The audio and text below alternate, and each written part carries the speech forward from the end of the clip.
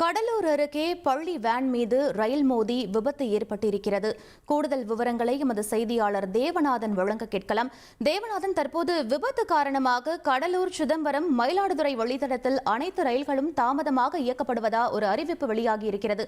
அது பற்றிய மேலும் விவரங்களை பதிவு பண்ணலாம்.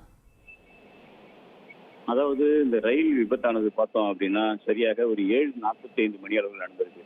கடலூர் செம்மங்குப்பம் பகுதியில இந்த விபத்தானது நடந்திருக்குது. இந்த செம்மங்குப்பம் பகுதியில தான் விழுப்புரத்தில் இருந்து மயிலாடுதுறை செல்லும் இந்த பேசஞ்சர் ரயிலானது அந்த பள்ளி வேன் மீது மோதி இருக்கிறது.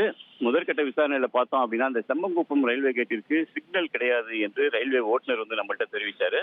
அவர்கிட்ட இது குறித்து கேட்கும்போது சில ரயில்வே கேட்ல மட்டும்தான் அந்த மாதிரி சிக்னல் இருக்கும், இந்த ரயில்வே கேட்ல சிக்னல் இல்லை அப்படின்றத அவர் தெரிவிச்சாரு.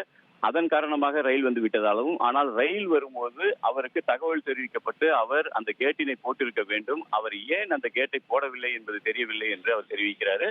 இதன் காரணமாக பார்த்தோம் அப்படின்னா அந்த ரயிலே கிட்டத்தட்ட பார்த்தோம் அப்படின்னா 1 மணி நேரத்திற்கு மேலாக அந்த கிட்டத்தட்ட விபத்து நடந்த பகுதியிலிருந்து ஒரு 200 மீட்டர் தள்ளி தற்போது நிறுத்தி வைக்கப்பட்டிருக்கு.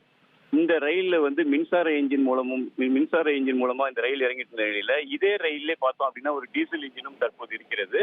அந்த மின்சார தடமானது அந்த விபத்து காரணமாக துண்டிக்கப்பட்டிருக்கு. அந்த மின்சார ஒயரே துண்டிக்கப்பட்டு ரயில்வே டிராக்ல கீழே விழுந்திருக்குது. அதன் காரணமாகவே தற்போது பார்த்தோம் அப்படின்னா அனைத்து ரயில்களும் நிறுத்தப்பட்டிருந்தது. ஆனால் இந்த ரயிலில் இருக்கிற டீசல் இன்ஜினை கொண்டு தற்போது இந்த ரயிலை அப்புறப்படுத்தும் பணியில ரயில்வே துறையினர் ஈடுபட்டிருக்காங்க. இன்னும் சற்று நேரத்தில் இந்த ரயில் இங்கிருந்து புறப்பட்டு விடும். அதன் பிறகே மற்ற ரயில்கள் இந்த பாதையில் வருவதற்கான வாய்ப்புகள் இருப்பதால் இன்னும் 1 மணி நேரம் அல்லது 2 மணி நேரம் வரை இந்த தாமதமானது தொடரும் சொல்லிட்டு ரயில்வே துறையினர் தெரிவிச்சிருக்காங்க.